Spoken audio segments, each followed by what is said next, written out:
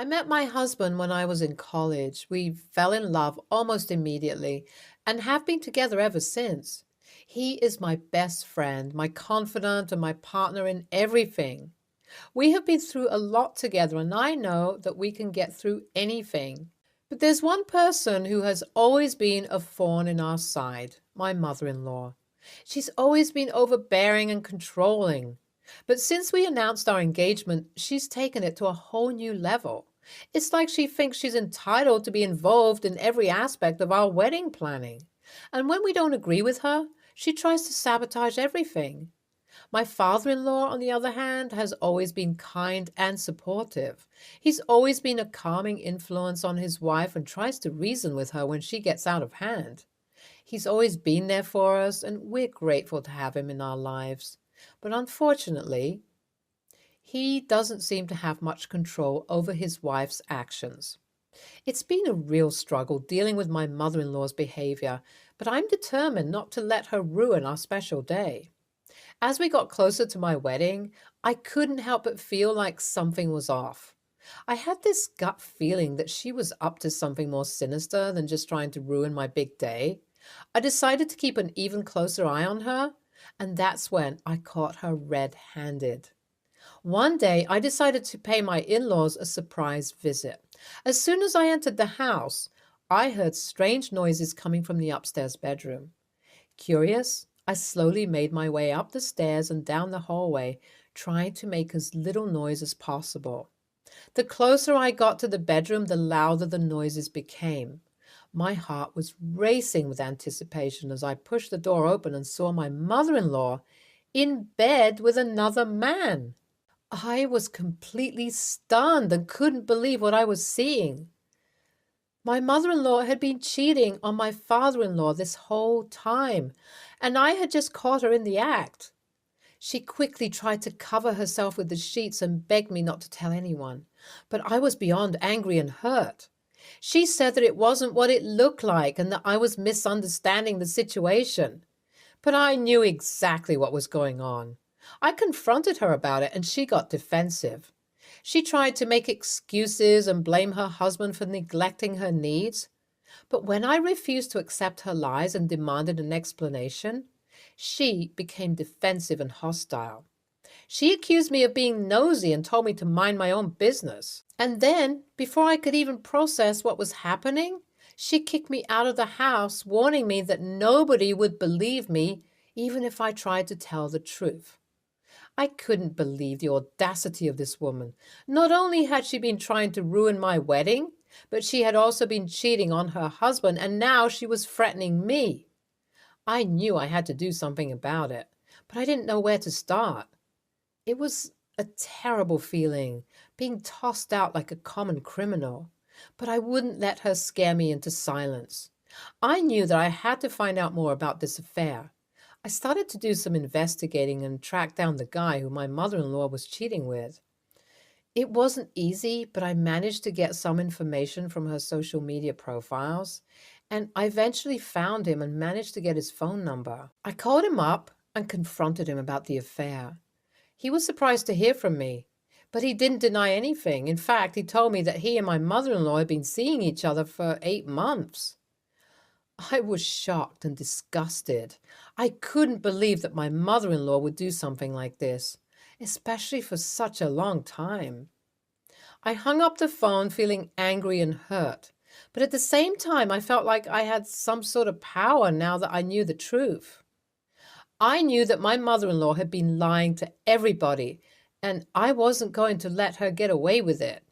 I was disgusted by her behavior, but I didn't let it break me. Instead, I used her deceit as fuel to get revenge. I started planning how to expose her on the day of my wedding, and I was determined to make her pay for what she had done to her husband and our family. I reached out to him again, and he had no problem giving me more proof. It looks like this affair wasn't just platonic. I gathered more evidence through him, including pictures and messages. I wanted to have enough evidence to prove that my mother in law was cheating on my father in law and that she was trying to ruin my wedding. I also knew that my mother-in-law was still seeing him, so I decided to keep an eye on her and gather more evidence. I started to dig deeper and found out that my mother-in-law had been using her company credit card to pay for fancy dinners and hotel rooms for her lover. I managed to get hold of the receipts and statements showing the transactions, and I made sure to keep them safe. I was determined to expose my mother-in-law on my wedding day, and I wanted to make sure that everyone knew what she had done. I didn't want her to get away with it, and I knew that my father-in-law deserved to know the truth. So I spent the next few weeks gathering evidence and planning my revenge. I knew that it was risky, and I was afraid that my mother-in-law would find out what I was doing, but I was determined to see it through no matter what. I knew that I had to be careful and keep everything a secret until the day of my wedding. Update 1. 2 months later. On the day of my wedding, I felt nervous and excited at the same time. I was nervous about what I was about to do, but I was also excited to finally expose my mother-in-law for what she had done. I knew that it was going to be a memorable day, but she had no idea just how memorable it would be. As the wedding ceremony began, I couldn't help but feel a sense of satisfaction wash over me. I had gathered all the evidence I needed to expose my mother-in-law's affair, and I knew that she was going to pay for her actions. The ceremony went smoothly, and I was overjoyed to see my husband waiting for me at the altar with tears in his eyes. However, I knew that the real challenge was yet to come. As we moved to the reception, I noticed that my mother-in-law had tried to sabotage my seating arrangements, but I was prepared for her antics. I calmly explained to her that the seating arrangements were final and there would be no changes. She was clearly agitated, but I could see the fear in her eyes. She knew I was onto her. When it was time for the speeches, I stood up and took the floor. My heart was pounding in my chest. I knew what I was about to say would shock and upset a lot of people, but I also knew it was the right thing to do. I started by thanking everyone for coming to celebrate my wedding day with me and my husband. I then went on to talk about how much planning and effort had gone into making this day perfect. I talked about the beautiful flowers, the delicious cake, and the seating arrangements that were carefully planned to ensure everyone had a good time. That's when I dropped the bomb. I showed everyone the evidence I had collected on my mother-in-law's attempts to sabotage my wedding. I revealed how she had tried to switch my real wedding cake with a cheap imitation, and how she had tried to ruin my flower arrangements with subpar flowers. But that wasn't all. I then revealed the most shocking news of all. My mother-in-law was cheating on her husband, my father-in-law. I showed everyone the text messages and photos that proved her infidelity, and the shocked gasps from the guests were audible. I continued by showing them all the receipts I had gathered and pictures of them kissing on fancy dates. My mother-in-law was livid. She tried to shout me down, saying that no one would believe me and that I was lying. She even threatened me, but I stood my ground. I knew I had to expose her for what she was, and I wasn't going to let her intimidate me. As I stood there in front of all our guests, I explained to them why I had to be so ruthless with my mother-in-law. I told them about how I had caught her cheating on my father-in-law and how she had threatened me when I confronted her. I could see the shock on everyone's faces, but I knew it was the right thing to do. My mother-in-law had tried to ruin my special day, and I wasn't going to let her get away with it. They had seen the evidence I had collected, and there was no denying the truth. I could see my mother-in-law trying to defend herself, but it was too late. Everyone knew the truth. She had cheated on my father-in-law for 8 months, and she had tried to sabotage my wedding. And the worst part of it all is that she didn't even show any signs of regret. The aftermath of my speech was chaotic. My mother-in-law was taken out of the venue by security because she tried to attack me. She didn't even get near me, though. I received a lot of support and thanks from other guests who were grateful that I had uncovered the truth. In the end, my husband and I were still married, and I was relieved to be rid of my mother-in-law's toxic presence in my life. NTA, I can't believe OP's mother-in-law would do that to her. She did the right thing by exposing her. Her mother-in-law is a real piece of work. I can't believe she would try to sabotage her special day like that. YTA, I think what you did was petty and immature. Your mother-in-law may have made a mistake, but she didn't deserve to be treated like that. I think you took it too far. Your mother-in-law's cheating may have hurt you, but you didn't have to hurt her in front of all these people. OP did what she had to do. Her mother-in-law was cheating on her father-in-law for 8 months, and that is unacceptable. Her mother-in-law should be ashamed of herself for not only cheating, but also for trying to ruin her daughter-in-law's wedding. I cannot believe she would do something so selfish and cruel. OP did the right thing by exposing her mother-in-law's affair and showing everyone what kind of person she really is. Her mother-in-law deserves all the criticism and shame she gets for her actions. I bet the people in the comments who are trying to justify her mother-in-law are just like her. The woman literally threatened OP, and you all are still being a-holes. Next story. I, female, 16, have 3 siblings, 2 younger sisters and 1 older brother, male, 17. We all live under the same roof with my parents, with our rooms fairly close together aside from my parents' room down the hall. My brother is usually really loud whenever he's playing games and has anger issues to the point he will scream and break things whenever something happens. Everyone has tried to do something about this, but nothing has worked. And we've all just given up at this point. A few nights ago, he had been screaming at his game and cursing loudly around 1 a.m., and my music wouldn't drown it out. So the next day, I brought it up to my parents, who said nothing could be done and that I should try and sleep earlier, so I can't hear it around that time. I talked to him, and he said he doesn't mean to do it, and he can't control it, so it isn't his fault either. Last night, it was 12 a.m., and he was yelling so loud, I had enough. I went into his room and prepared to yell right back at him that it was too late for this before he slammed his PS4 controller through his monitor. I stood in shocked silence as he turned around and went red. His game crashed, and he turned and looked at me, screaming and crying that it was all my fault and that I had to give him my monitor now because I walked in at the wrong time and it made him lose, and that's why he smashed it. My parents are mad at me for going against what they said, but they aren't interfering with the monitor issue as we need to sort it out ourselves. They say I'm in the wrong for trying to be the third parent and take control of the situation, and that I should have had more faith in them and stayed out of it. I feel like, A, it's unreasonable for me to give him my monitor as all I did was open his door, and even if that did make him lose his game, his anger issues aren't my fault. And B, I didn't know what else to do because nothing was changing. AITA? NTA, your parents are the true a-holes here.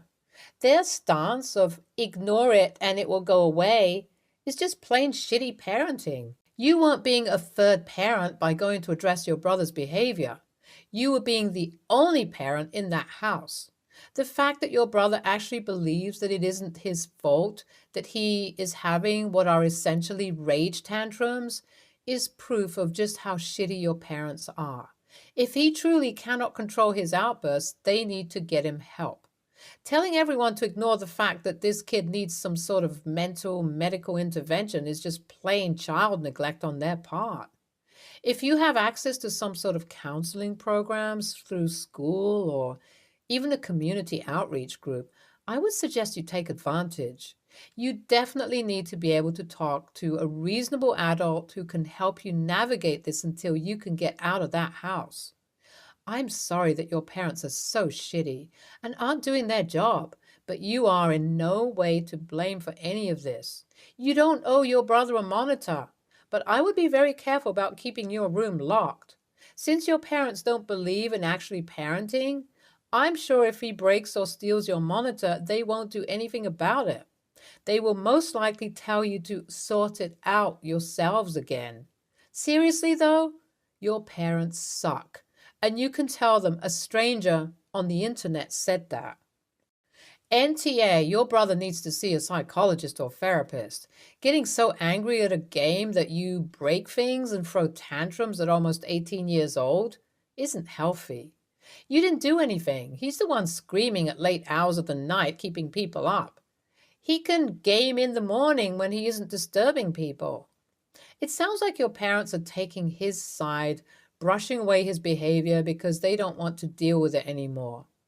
Deal with it yourselves. It's no wonder you tried dealing with the noise yourself if this is their reaction to things. First, they get mad at you for dealing with it yourself, and now they're putting their hands up and walking away because it's too messy for them. They need to decide if they're going to be the parent figures or not, because it seems like they're wishy-washy with their duties. Next story.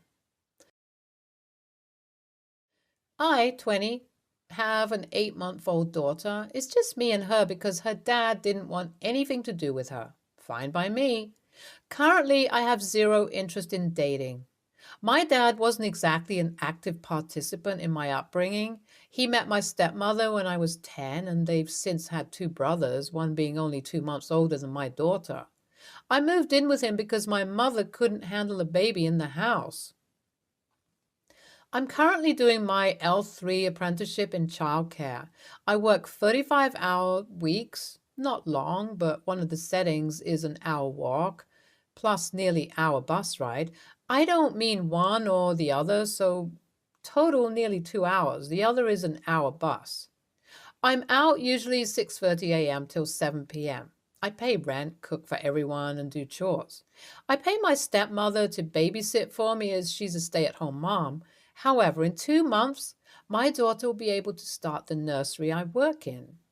I know my stepmother has always wanted a daughter. Sometimes I do get jealous or upset how close she is to my daughter. As in, sometimes she won't let me hold her, feed her, or walk her. She does apologize afterwards, says she gets anxious because how young I am. But I'm hoping if I suck it up, I'll be able to afford my own place in a year. My stepmother's sister visited and I overheard. I don't know why. My dad referred to my daughter and his son as his and my stepmother's little babies. I waited till step-aunt left and reminded him that he didn't even want to be called granddad. He's not my baby's dad, nor is she the mother. He said, sorry, with how often we look after them, sometimes it does feel like she's our daughter. He's been encouraging me to go to university. I didn't get my math. Doubt I'll get my functional math, so university is out of the question. But he mentioned how he'd be continuing to look after her shall I go to university. I said I wouldn't even bother trying to go to uni if he was going to cross a boundary. I did cry. My stepmother said I was overreacting and that I should be happy how close everyone is and how much they do for me. And sometimes people do form unconscious bonds and thoughts, and since they apologized, I shouldn't have manipulated them. AITA? NTA. Speaking from the viewpoint of a mom, there is one thing to form a bond, which is good, but there is another way to refer to one's grandchild as one's child when it isn't, especially without your consent and knowledge. They are helping you out and you are paying your stepmom to care for your child until she can go to daycare you work at. But that doesn't mean she can hog your daughter from you when you come home and want to hold your baby. She is TA for this and needs to stop right now. When your daughter can be at the daycare, try to find somewhere else to stay so this scenario is put to an end. They overstepped a boundary and then said you overreacted when you asked them to stop. That is not okay. You are NTA. You are kicking ass for having a baby at 20. And on top of that, seem to have a fantastic plan to take off you two. I would also have a hard time hearing them call her their child, and I'm guessing you might even have a bit of guilt for not being with her all day. Women who have children and who want a career are held to some weird standard about not being able to do both. Absolutely let them know that you aren't okay with them referring to your daughter, and be as respectful as you can. Stay tuned for more stories from our girl relationships.